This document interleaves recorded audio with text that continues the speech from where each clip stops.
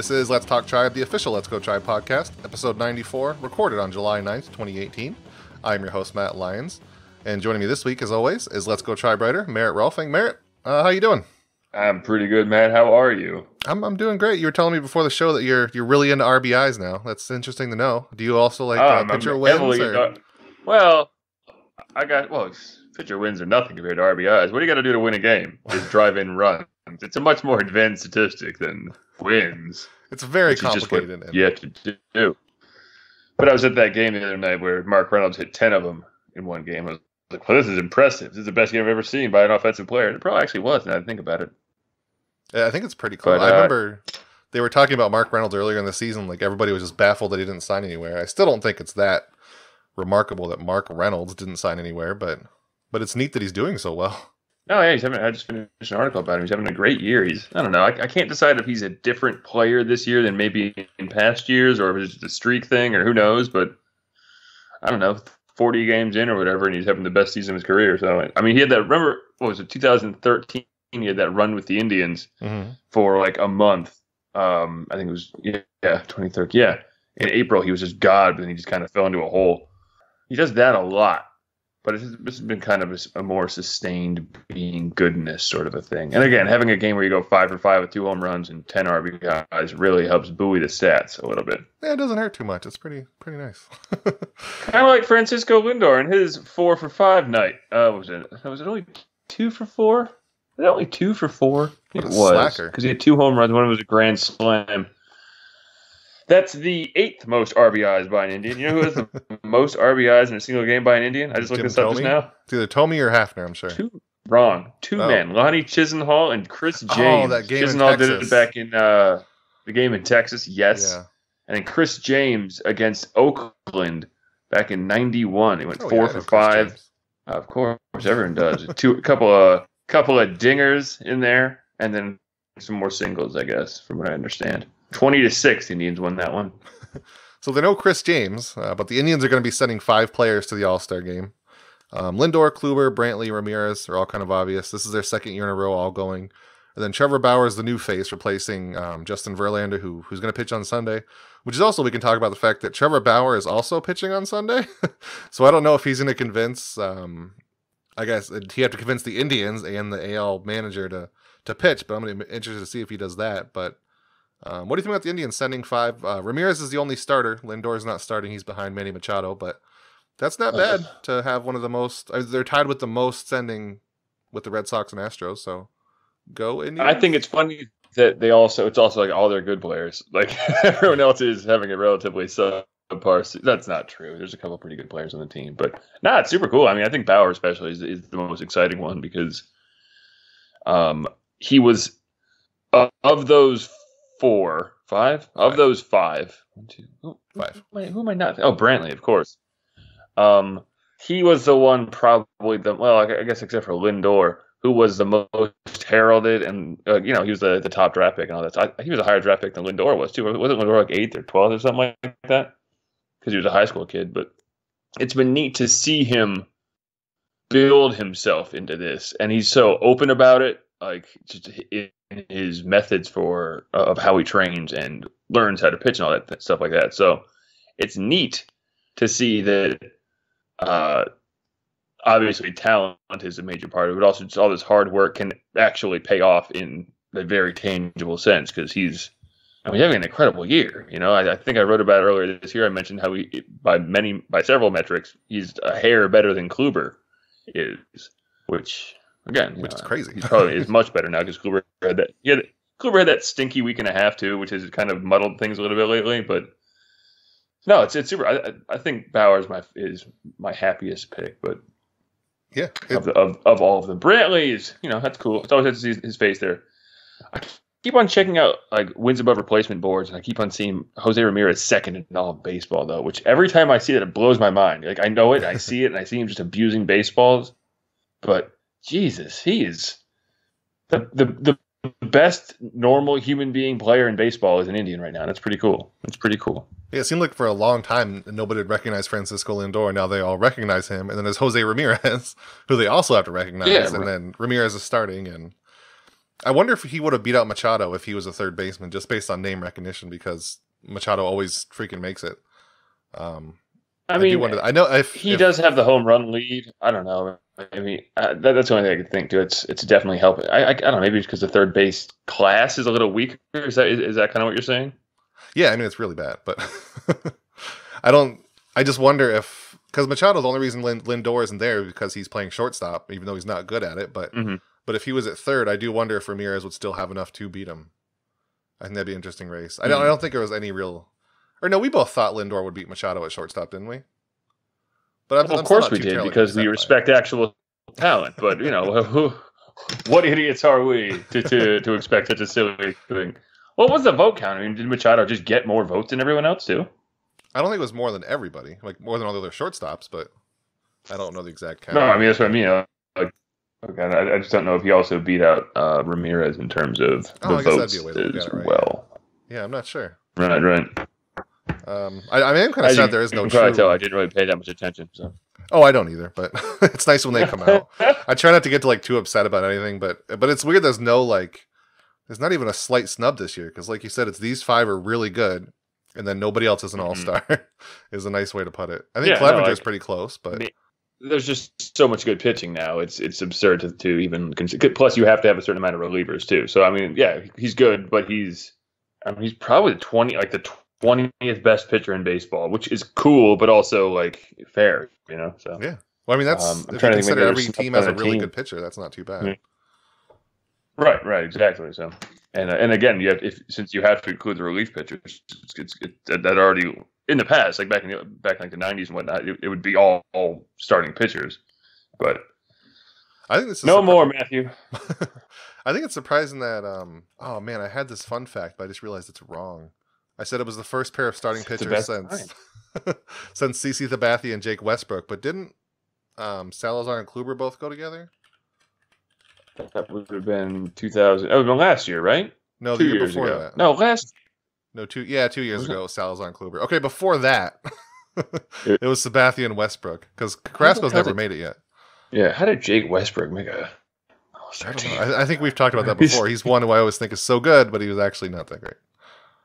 He was just such a mediocre pitcher. He was just he was everything a man named Jake Westbrook would be as a pitcher, and whatever that means to you, I don't know. But it sounded right as I said it. So it's kind of surprising that Cliff Lee didn't make one either until he made one in 2008. That was it. Didn't he have some kind of I don't know? He had a couple mid-3 ERA seasons, didn't he? In 05 or 06 or something like that. Yeah, there was promise there. That whole 08 season didn't come out of nowhere. It was just very surprising. Yeah, he did. He had a couple. I'm looking now. He had, well, no, not really. Yeah, 2005 was kind of good. 2007 was atrocious. 2008 was bad. And then he just took off with the Phillies. One of those all-stars, that is. Trevor Bauer had a really interesting interview with Jeff Passan. It was kind of a weird interview. They were just sitting, Trevor Bauer joked that they were in a bathroom, but they were actually in I guess a haircut place. I think it was in Progressive Field because Jeff asked him if he ever got his haircut there, and he said no. But they had a really in-depth, very Trevor Bauer interview. We learned that Trevor Bauer loves Kobe Bryant. He puts aside all kinds of things to be what he calls the best at baseball. He's just a really weird, interesting guy, and it was a really nice interview to hear that it wasn't just some canned interview answer. It was just Jeff Passan sit down and talk with him, and Trevor Bauer mentioned again that he thinks Tommy John surgery is performance enhancing, and it was all kinds of fun, which is interesting because Passan wrote the book about Tommy John surgery, and so that was neat. He didn't really push back on it, so maybe he kind of agrees. But what did you think of that interview? My favorite part was when he was like, and a lot of guys have family or whatever, that's very important to them. And he just kind of trailed up I guess it's the most important thing you can do as a human being or whatever. That one felt like a canned response. Yeah, exactly. He's like, I could probably say this. No, I thought it was. I was just a little. I mean, a couple times he wouldn't name names as far as people who. I don't know. Guys who, a couple of Tommy John guys who were what was it? Now I can't even remember. But anyway, no, I liked it a lot. It was very. I didn't listen to the whole thing. Admittedly, I had to do a lot of work today, but it was very informative, and I just love how granular he gets about it because that's why, again, going back to what I was saying about seeing him so visibly grow into the pitcher he's become, this is why it's so cool to see him make the All-Star team, because he's been so open about literally every step he's taken in his career with, like, not even like with the media. He's kind of shunned the media a little bit, but just online and like posting his entire workout videos and his pitch design sessions and all that and things like that. And I just love that. Yeah, I always talk about things in baseball. And you like that really bad. Hold on. Oh. You have to go back to when you said I love something. I love a lot of things, but no, I love a lot of little granular things, and just guys talking about like the little things in baseball making a difference. And this is exactly what that is. It's the time in the off season and the figuring out how to make your mechanics so perfect, and the actualizing all the little bits of ability you have. So no, it's that was really neat. Again, he's a very cerebral guy. You can tell at times, like, it almost felt like he didn't want to be talking to him, and there was definitely a lot of stuff kind of left in the air, I guess, in terms of like he didn't want to open up too much and tell kind of behind the scenes stuff, which is too bad. But you can't have everything. I don't know if Jeff said anywhere, but I'd be really interested to know where that interview came from. Like if he went up to Trevor and asked, or Trevor said, "Hey, I want somebody to talk to about this," and Jeff, you seem like the guy, so I think that'd be really interesting. So to paraphrase what Trevor said about not having family weighing him down for baseball, like the fact that he just called his residence in Texas because he's never there, but he basically said that there's people willing to work harder, understand concepts, and more athletic than me, but no one does it across the board. So what he's saying is that like nobody's, I guess, like a jack of all trades kind of thing. Like he understands everything, he's got time to work on everything, and he's going to work extremely hard at it. Which I guess so far, like you can't really argue with any of it without how well it's worked. And he. Well, there was a whole part where he was talking about. I think it was an excellent point. Like why is it that pitchers are supposed to break down what is ostensibly their athletic prime? And the argument that wear and tear in the arm, that does seem a little bit. I don't know. Maybe, I guess so. But the logic is there, I guess. Again, it's a very Trevor Bauer answer to something. Like, why would I get worse if I'm getting stronger?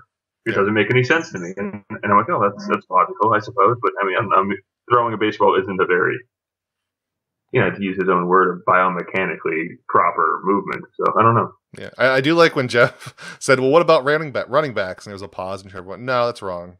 Because Jeff had a point. Like obviously, you're getting into a car accident, 8 times, or 20 times a day. That's definitely going to, slow down your ability to stay in peak physical condition. But yeah, what about quarterbacks? There's that guy up in New England who's 65 years old now, and he's the best player, the best player in football still. Yeah. Hockey play, Jaromir Jagr is still playing hockey. He's like 60. Julio Franco's still playing baseball somewhere. I don't know where, but he's out there. Yeah, I do wonder if like this Trevor. I wonder if there could be a Trevor Bauer in another sport because of that. Because baseball is all like you can build yourself basically and not worry about getting into a car accident 8 times a game. So like in other sports, you have so many different variables. So I wonder if there could be a Trevor Bauer, like if he really applied himself to football or basketball in high school and went that route instead. I wonder if he'd be doing this all the same kind of stuff, or maybe that's the reason he was attracted to pitching early, because he realized he could do all this stuff on his own and control so many variables and change so much. Which everything he says makes so much sense. Like the only other sport, right? And like the only other sport I could think would work with would be like golf, or I don't know if you could really Trevor Bauer your way to coin a verb, I guess, into hockey. Because apparently, I don't know. It seems like all the sports are moving towards, I'm not really sure, like learning the isolation stats. Like hockey does it; they try to isolate as much as possible. Basketball does it. I think football, there's so few games you can just scout with the eye and get most stuff. But all these other sports are seeing the kind of analytics you can do with baseball and trying to do it with other sports. I also like that Trevor said he wanted 6 or 7 slow motion cameras on every play, which is a very good point. That why are these places all absolutely wired with, like you do it in the World Series, all these slow motion cameras. If you're a team, you'd probably want those on literally everything. Mm-hmm. Because like he's doing with pitches, And you could learn to do anything with just watching everything in slow and, motion. and like you said, it does show you. You can literally break down the biomechanics of a pitcher and see how a guy gets worse at 45 or 50 pitches and why that happens. Like it's. I don't know. I follow the guy he trains with at Driveline, Kyle Body. I follow him on Twitter, and he's often talking about how so many other areas of baseball are way ahead of the major leagues just because of whatever reason. I don't know. I mean, like Oregon State baseball is maybe like the most forward-thinking baseball organization in America, or Vanderbilt University as far as pitching. So because they. I don't know. I don't really have an explanation as to why, but it's just baseball in the major league does seem to be stuck, no matter what they do, in everything happening 20 years ago, and that's why Trevor Bauer was such a he was mocked, I guess, as a young player for his different view of how to do things, and that's kind of I don't know. Yeah, do you remember when he was how stuck in the Yeah. Yeah. Do you remember when he was throwing the ball really far and we thought that was so weird? Or not weird, but like everybody in Arizona thought that was just the most bizarre thing in the world. Again, like that was totally a thing that used to be done back in the old days too. Like guys did long toss and they threw the ball. Like, that's how there were pitching coaches from back in the old days, and that's how they kept their pitchers healthy, was by throwing the ball, because that's their job, is to throw a ball. So why not throw the ball more and far? It's not like that was even I don't know. And one of the other things he talked about was what he's going to do when he's a free agent, which he sort of talked about this before a little while ago, that he's only going to sign 1-year contracts. I'm assuming as long as he can find one, he's going to take it, which is a really interesting idea, obviously, because nobody wants to do that.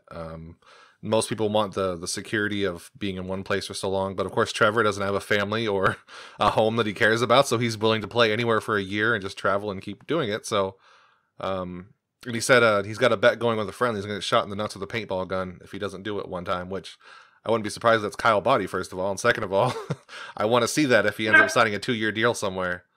Knowing Trevor, that will definitely be streamed or recorded and posted. So it's sort of, I guess other sports have done that again, like Kevin Durant and LeBron James always take these 1 or 2 year deals, except, I mean, LeBron took a 4-year deal in LA, but those all have salary caps. When you don't have a cap, people just kind of go for the massive contracts and the one time they can. But it's interesting that Trevor Bauer wants to do just the 1-year deal everywhere. I think that's a really neat idea. And then I wrote about that this past winter. When I was hoping the Indians would sign JD Martinez, sign him to a very large but short deal, and like it's a thing that works well for small market teams, and it could work well for players too. Like, because how big would that 1-year deal be too? Like it's not like he would just sign it for $15 million. He'd sign like a $40 million 1-year deal, and I mean that's a surprisingly attractive idea for a lot of teams, in addition to the player, because if it doesn't work out, then you're out from under it. And if it does work out, then you have one of the best pitchers in baseball for a year, and you might have the option of signing him to another year contract because you've shown him all the things that you can provide him. So, yeah, if for some guys, obviously the long-term deal is useful because whether, like you said, they have family or they may come from a less privileged background. I mean, say what you will about Trevor Bauer. Seems to me like he came from a pretty good, like he was raised in a pretty wealthy family and stuff like that. I know he went to UCLA on a scholarship, but I just don't think he came from destitute situations like someone like. Yep. I don't know, like Jose Ramirez, I'm sure did not come from the most pristine place in the world, that small town in the Dominican Republic. So he signed that what is an amazing deal for the team and is highway robbery for the player. Yeah. But I wonder if there's a chance we're going to start seeing less of that too. Like less of the Jose Ramirez contracts and more of like the 1 or 2 Trevor Bauer deals. I mean, as much as I like the idea for Trevor Bauer, I kind of don't like that because I like having players stay with teams selfishly. Right. No, of course. And obviously teams like that too. Like a team like the Indians has survived for the last 25 years or so using that exact tactic. But I mean, hitters, it's not just pitchers who can use the techniques of personal development that Trevor Bauer has used. It's a thing hitters can do as well. it's a thing that they can figure out how to, actualize their own ability without having to lean on the club structure to do it. And as we said before, the club structure is somewhat antiquated in how it's done. So, I mean, look, you look at Francisco Lindor. He hasn't signed a long-term deal yet. I mean, he's betting on himself a little bit, and he's already made himself probably another $80 million or $100 million this year. Oh yeah, like his next contract is going to be massive. They already offered him reported it $100 some odd million before last year. Yeah, and then he was amazing, and he's even better. He's on track for 9 wins above replacement or something like this year. He's on track to have one of the great shortstop seasons of all time, like one of the great Indian seasons of all time, no less. Like period of any hitter, not named Jim Comey or Albert Bell, but that's saying something. So, that is a good question. Are we going to see more guys just kind of bet on themselves for 1 year huge payday deal? Because that's kind of the deal JD Martinez signed too. If you look at it, it's essentially a 2 year with like 3 option years too, and they're all just big AAV stuff like that. So yeah, we've kind of seen that. Like it's definitely an idea. The dipping the toe in the water there, where they do like 2 years and they have their own opt out. Most of the time they do it if they're great, right? And they'd like overplay their contract. But I do wonder if we see, so if this works out for Bauer, if he does it a couple times and then more players are interested, it's only a matter of time before we have a team that like tries to build a team with just those players, right? Like even somebody like the Indians who don't make a ton of money, they could just sign a bunch of players for 1 year and know that inflated budget is going to be there forever, and then win a World Series and dump everybody. Well, they don't have to dump everybody. Yeah, it's called the 1997. It's called the 1997 Florida Marlins. There you go. Right. It's doable, definitely. It's frustrating. We hate it, but it's doable. Yeah. And so the only thing with Bauer, I wondered, I've never seen him talk about like if he values scouting at all. Am I just missing that? Or I really do want to see, I know that like Kyle Boddy, whenever somebody mentions Trevor Bauer, he usually reads or listens to it. So if Kyle listens to this, I hope he mentions the Trevor. I'd like to know like his thoughts on scouting. Does he think it doesn't really matter? Like it's really, or not that it doesn't matter, but it's really simplistic as far as get this pitch where it's supposed to be against this guy. So there's not a whole lot to it. But for all that Trevor Bauer applies to like personal training and like that kind of stuff, I'd love to see or hear what his thoughts are on the other side of it, which is all the advanced scouting and like looking at the other players and how to beat him. Because it seems like all this stuff that he does is just about building up his own pitches, not about how to beat anybody specifically. So, although I guess maybe that goes along with and that's what that too. The what? Well, I was going to say like that's what I was going to do. He just works on throwing his bet. Why go after someone's weakness when they said you can use your own strength? I guess, and then that's kind of how I envision most top flight pitchers work too. Like why? That's why Corey Kluber throws so many curveballs now. Is why throw not your best pitch when you can throw your best pitch. So I wonder. I don't know. I wonder if that's more of a thing that helps hitters because their entire existence is reaction, or even defenses and things like that. But that's a very good question. That's a good question. So I didn't even think about it. Like anything we can get out of Trevor Bauer to know what he thinks about it. Well, what baseball related things we can get him to talk about. I am all for hearing what he has to say. I think that'd be really neat. Oh, exactly. I mean, no other players are that open too. Is it? Oh yeah. Thing, like it's guys just don't like it's just the nature of baseball is so like closed mouth, and having someone who's so open about the entire process of everything is very refreshing. Right. So one of the other players, he sort of played last year a little bit for the Indians.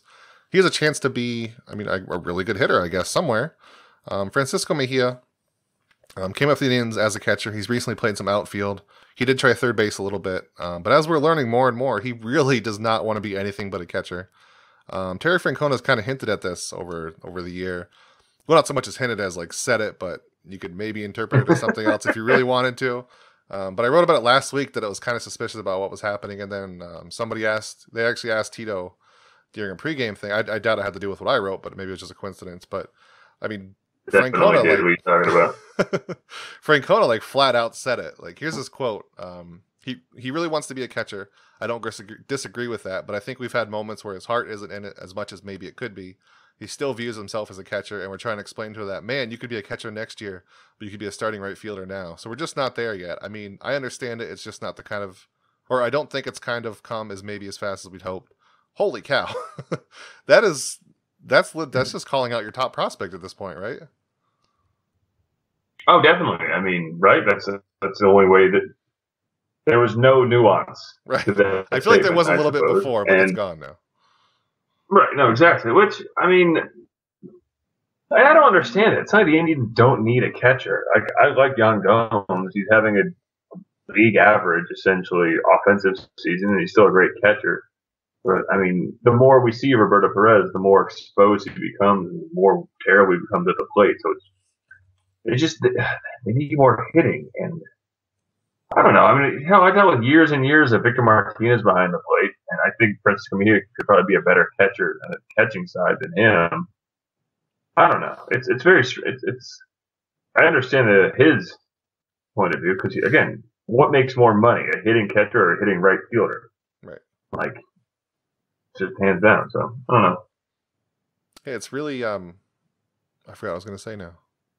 Something. Oh, so either the depressing answer is that Francona just loves Jan Gomes so much for no reason, so he doesn't want to bring Mejia up because he's younger. But there could also be the explanation that the Indians, like maybe as an organization, they together like just have so much advanced scouting on the impact the catchers have. Because Tito's always said like Roberto Perez and Jan Gomes, what they contribute is more than just at the plate. So, I mean, maybe the organization just knows something about what those two do to help the staff that they know if they yank them out, the pitching's going to suffer. But that'd have to be a huge drop to not make it worth it to get a bat like Francisco Mejia in there every day, I'd think.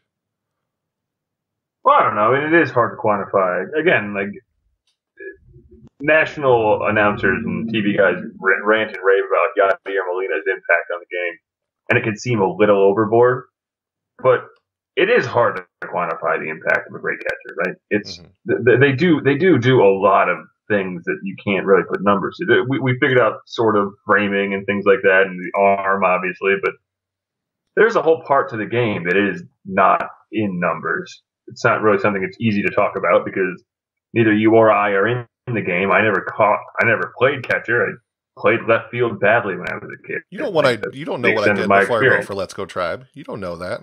Well, that's true. I don't know. For all I know, you could actually be, I don't know, I'm actually Joe Mauer or something. Oh, yeah, hello. But I mean, and so I can understand the impact of someone like, of having a great catcher and not wanting to lose that, because again, it's a vital role. They're involved in literally every single play made, like in some way or other, whether it's just calling the pitch or lining up a defense or things like that. These are all things that you can't really do from the dugout. You need someone on the field to help you do it. So yeah, I haven't really thought or paid attention to the impact of a young catcher coming on versus like an older catcher. But I'm just trying to think back to like when Gomes got hurt in 2016. Well, it was 2016, yeah, because Perez became the full-time catcher. The team survived. The team did survive, but didn't like Kluber have a run of like bad starts in like May or something like that?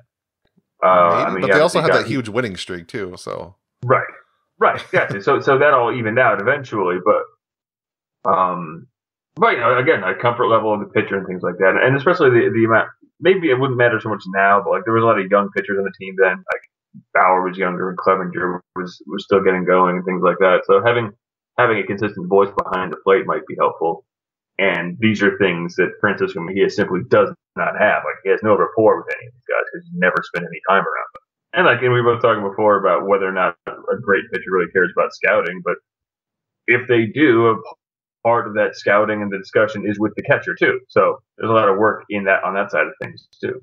And how great is Francisco Mejia's bat anyway? I mean, he's very streaky. I don't know. I'm not going to sit here and talk him up. So maybe he just likes catching too. Maybe he just finds it more fun than playing right field. I mean, I can understand that. Outfield's kind of boring. You just stand there until the ball is hitting you, as opposed to being involved in everything. So.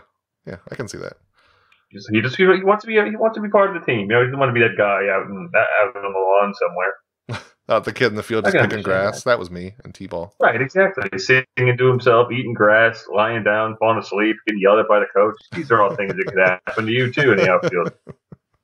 Yeah, and the fact that he's playing outfield like now, I've never thought that was. Everyone always points to that and say, "Oh, clearly he wants to play outfield. He's out there now." I think he could very easily be saying, "Fine, I'll do it now, but I'm not going to do it in the majors." I don't think that's a big leap to make. Right. Like, he's played a lot of outfield for the Columbus Clippers now, but if he was going to come up and play right field for the Indians, I'm almost positive they would have called him up at this point. Like, if he was willing to play it every day. No, and then like again, maybe this is the manager's like, I'm playing you in right field, or I won't play you at all. And which choice do you know? Like, which would you rather do? Because you're putting someone else at catcher. It's kind of a screwed up thing to do if you ask me. But, oh yeah, definitely. And it doesn't help the Indians either, because if they're going to just trade him, like, this is doing nothing to help them. The only way this could be good for the Indians is if they're using it as motivation, but I don't know how this motivates Francisco Mejia. No, it doesn't make any sense at all. If you're like, we're just not going to play you then. Like, well, how? Who is this helping? You're reducing development time, and you're also making your top prospect mad. Yeah. I mean, not that he can do anything about it. He's stuck there until they call him up. But yeah, it doesn't make any sense to me. I don't like it. I mean, again, I've written how many articles already this year just about how they need more bats. He is one. Have him hit. Figure out a place for him. But again, not right field. Maybe catcher. I don't know. Yeah. Catcher, so where else? Shortstop? There you go. Just why not? We don't have a shortstop. We need him there. Move him to second. It's fine. It'll be fine. So one of those bats the Indians did have, you wrote about him last week, is Lonnie Chisenhall. Him and those damn Cavs. What time? He's out again. Did you write that before or after he was going to be gone for significant? I can't remember. I think it was after. As it was happening. Yeah. So he's gone for significant time, is in the quotes. And I believe this is his last year under contract, right? So this might be... No, I don't think so. Is it? I'm pretty sure. Or unless they have an option on him or something, because he's been here forever. No, he's unrestricted after this year. So is this the end of Lonnie Chisenhall in Cleveland? You think? Son of a... Right after you wrote a glowing review of how he's done in Cleveland. And if this is, like, what is his legacy as an Indian? I mixed at best, right? I mean, yeah, it's what could have been, right? I mean, I read in the article, he's turned into a very good hitter. He's turning into the hitter basically that everyone expected him to be. You know, a good line drive, gap to gap kind of a guy who's not going to blow you away at the plate, but he's going to definitely comport himself well and be an above average bat. I think it's definitely a talent realized. It's just not a ceiling realized. Because again, his legs kept on collapsing. Yeah, and I think he might have been over platooned at some points in his career. Like, he can hit fine against lefties, I think. Against lefties. So I think that sort of hurt him a little bit. But he got much better at it. I think that's what he was terrible at it, but he got much, much better at it. And I mean, the sample sizes aren't huge. But over the last 2 years or so, I think was the numbers I was looking at. He was a good hitter. Like, he was just an all around good hitter. And I think he's going to leave too. Everyone's leaving, Matt. I know it's going to get scary over the next couple of years, which is why they need like Mejia and a couple others to stay around, unless they are absolutely going to win this year. I mean, the window's not slamming shut or anything. They still have a great staff, but there's going to be some changes rolling around. The pitching's still there. Yeah. Oh yeah, I know. So with that in mind, finally we'll get the Yandy Diaz experience. Finally, it's happening. Yeah, remember that guy? Remember that Yandy Diaz guy? I think about him. I think about him and Cody Anderson every now and again. I go, remember those days? Those are good days. Remember Biceps and the sweaty guy? I remember them. I miss them. We all remember. We all think about it all the time still. So yeah. So part of the reason the Indians, it's been kind of a weird season.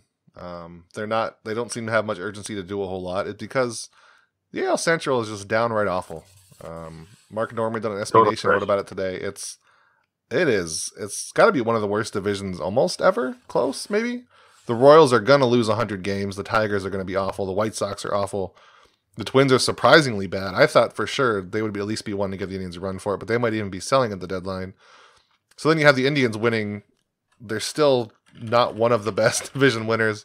I think the Diamondbacks finally lost more games than them, but maybe they've taken it back as the worst division leader.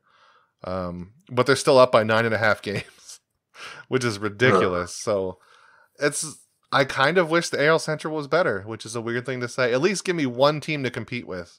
Because this season has just been a constant wait for the postseason. And if the Indians get knocked out early, this has been a waste of my life for 6 months. This, like, there's no drama at all. I wrote about that a couple of weeks ago. Yeah. Like I just wrote, this is boring. It's kind of boring baseball. The team itself is fun enough, but most of the games have no stakes. Like this week they're playing Cincinnati, and I want them to beat Cincinnati because of my irrational love of the Ohio Cup, even though I'd never lived in Ohio a day in my life. And they're playing the Yankees at the end of the week. Like that has no bearing on anything.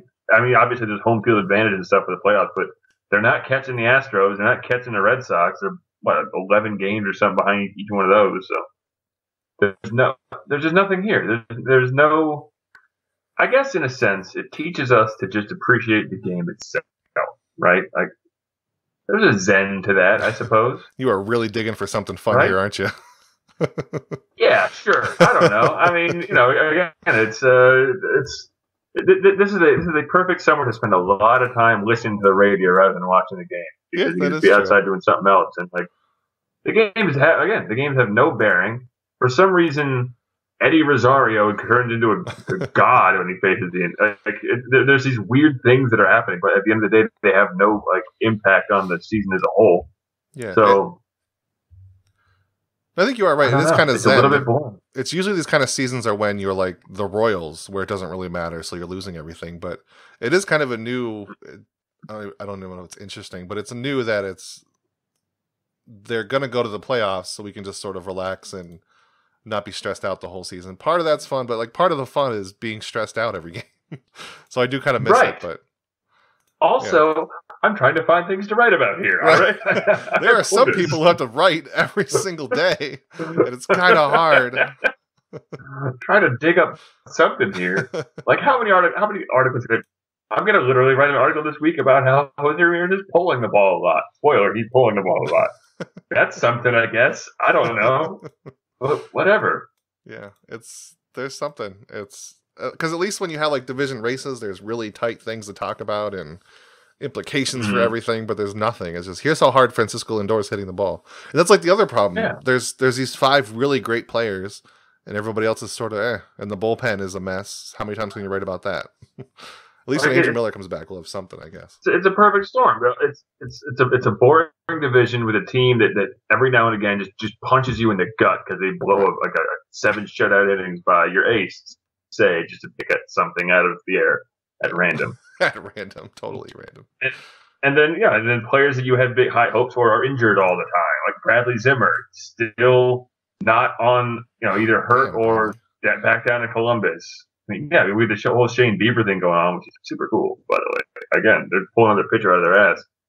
I don't think I can get another article about them pulling pitchers out of their ass for another month or so. But look for that in August. It was fun the first couple times finding a Jeff Manship, Dan Otero, but I'm done now. I just want a consistent bullpen. I mean, I'm excited. Neil Ramirez is good, but he's every now and again he just lays a big old egg there, and he goes, "Oh God, that's right. That's why Neil Ramirez." All right, and all right, man. Correct. All right. So every Monday, maybe we start thinking about bullpen again. I hate this. I hate this so much. You love talking about. You've had to at least like have maybe close to a dozen posts about the bullpen. It's got to be up there. Without a doubt. I wrote about Cody Allen weeks ago. I've done a Zach McAllister piece this year. Ooh, I think I have. That's rough. I think it's time again. Oh yes. I wrote last year about how he could replace Brian Shaw. That was stupid. So every Monday, we ask you guys on Twitter, Facebook, maybe other places I don't know about, to ask for social media questions. You guys send them in. We answer them occasionally. Intellectual dark. Is that where you find these questions? Is that where you find these questions, Matt? The intellectual dark web, is that what you said? Intellectual dark web, yeah. Yeah, that's where I go. I go on the Silk Road and ask for these questions. So the first one is at MDGolf13. He wants to ask, will the Tribe ever stop playing with 24 major leaguers and release Josh Tomlin? First of all, harsh. Second of all, not entirely false. I mean, he's really bad. He's bad everywhere. I never thought why people thought, just put him in the bullpen. He'll be good. I think he's given up a home run. What? That's a real thing people thought because he throws strikes and apparently that's good. good enough. Are they going to release him at any time? I'd be shocked if he's on the playoff roster. So but I don't know about release. Was it over the winter that I wrote that article where I played MLB The Show and had him throw only curveballs? Yes, it was. That was the doldrums of winter. Yeah, I love that article. Anyway,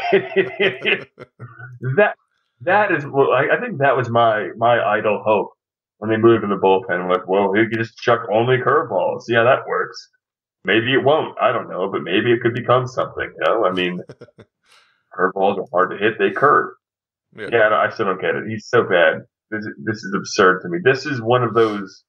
You know, I've always kind of like people have written about like nepotism and stuff when it comes to Francona and the guys that he keeps around, and I always kind of half laugh at it because, like, yeah, I mean, I don't think any player, any coach or manager would actually do that and you know restrict his chances of winning. But then this happens, and Josh Tomlin is still on the roster.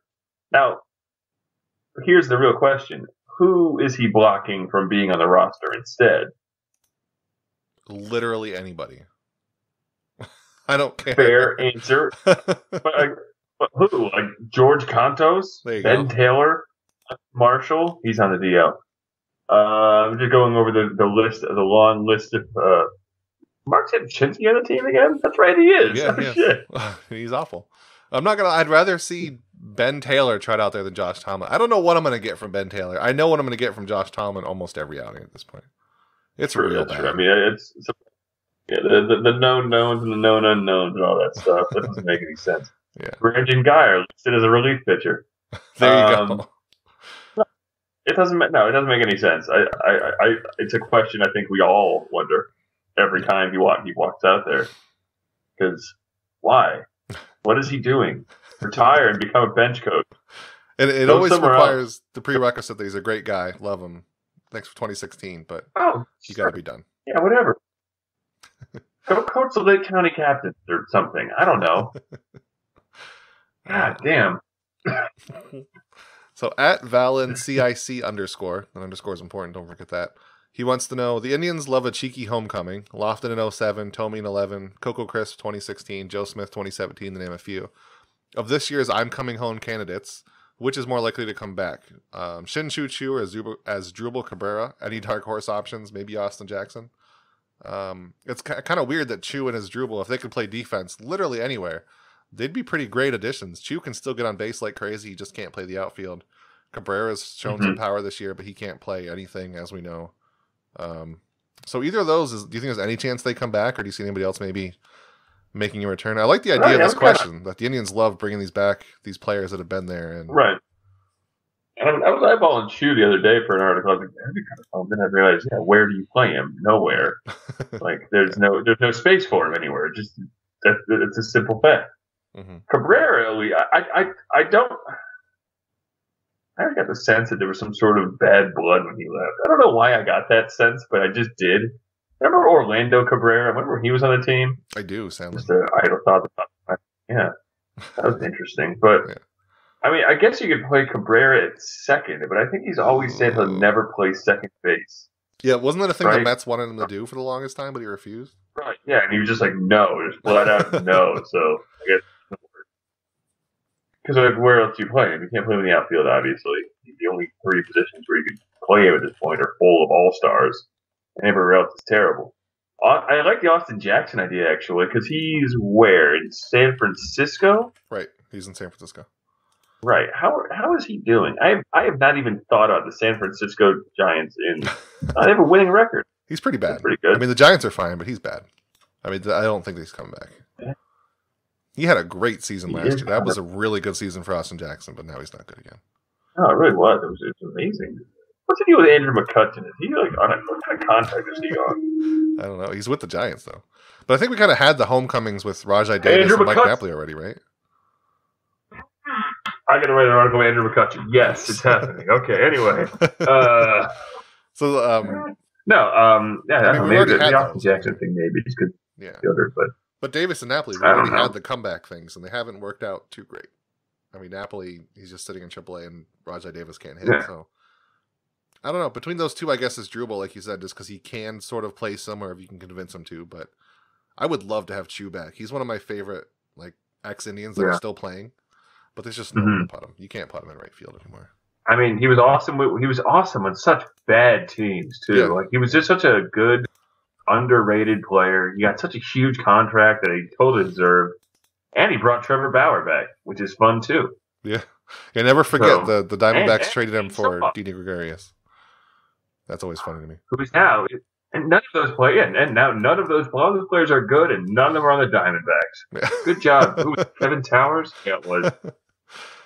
So at James E. Powell, he wants to know your bullpen hopes, dreams, and realistic options.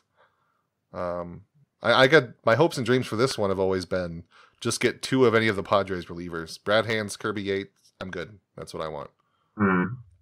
I mean, I've talked briefly about getting Zach Britton on the cheap.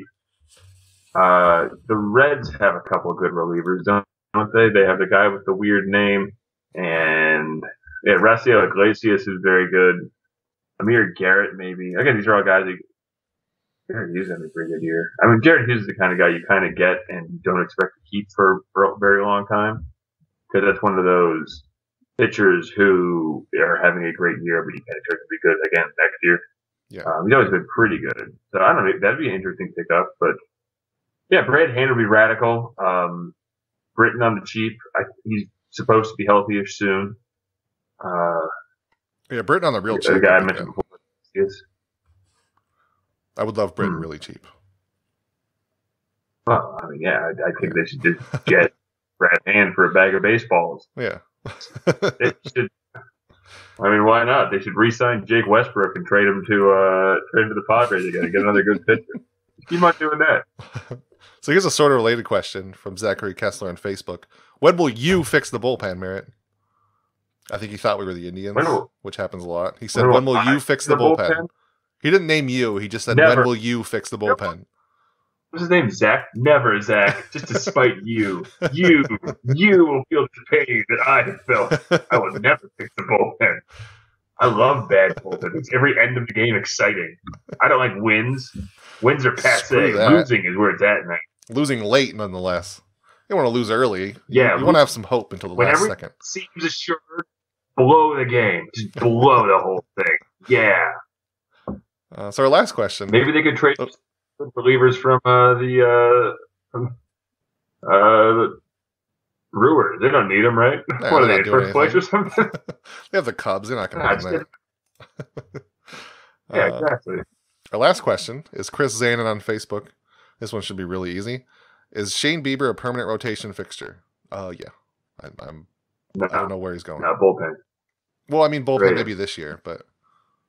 Right? For Brad Hand. That's not too crazy. Yeah, how about that? I've seen a lot of people say trade Shane Bieber for something. That seems crazy, right? Hell no. Don't trade Shane Bieber. See, now, my only rationale to trade Shane Bieber is, again, who the hell was Shane Bieber a year and a half ago? Yeah. I don't know.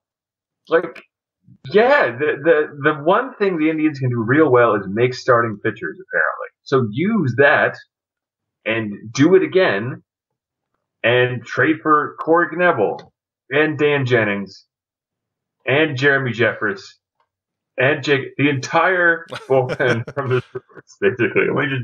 Let me get that. Are you more okay trading him or Tristan McKenzie? If you had to trade one. I'm more trading Shane Bieber. Yeah. I guess it's cool. I just like the fact that he's he can do something. Like pitching prospects can be so far away without knowing it. Mm-hmm. I don't know. I mean, McKenzie just, as I said before, the Indians are really good at developing pitching, but I mean, the raw talent of Tristan McKenzie is absurd. And getting that combined with him turning into a great pitcher is, quite frankly, frightening. Like they had one guy come out of nowhere, Corey Kluber. They had one guy who was a top flight prospect who became great talent in Trevor Bauer. So these are the two pathways that both have been successful for them. Maybe I'm putting a little bit too much hope and expectation into their ability to make a pitcher, but what else do we have? What else do we have, Matt? Nothing. That's just hope. Hope dies last, as Stud Circle said. So hope dies with your relievers. Yeah, Hope. Well, who pitches last? A reliever. So there you go. That's where Hope dies. It checks Hope out. dies in the bullpen. All right, Merritt, that's going to do it for this week for our episode. I think part of it I muted myself by accident for the recording, so I'm going to go back and try to re-record some stuff by myself. I think part of, like, most of the Mejia conversation, I looked down like, oh, that's red. That's not good. So I'm gonna try to make it real smooth, but there might be a part where it cuts and it's like way better quality for 5 seconds. Oh, great. Anyway, that's gonna be our show this week. Merritt, we'll talk to you next week. Don't edit out the part where my cat jumped on me. I'll talk to you next week. See ya.